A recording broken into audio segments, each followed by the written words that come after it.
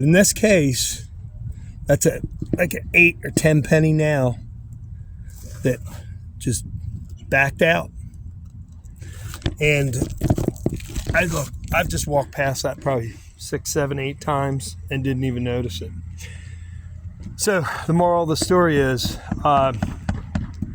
once a year you should really have somebody walk your roof, because that when I'm going to show it from a distance. Now I'm 5 feet away. You can barely see that thing. It's the same exact color as the roof, kind of a gray-blue blend. Look at it.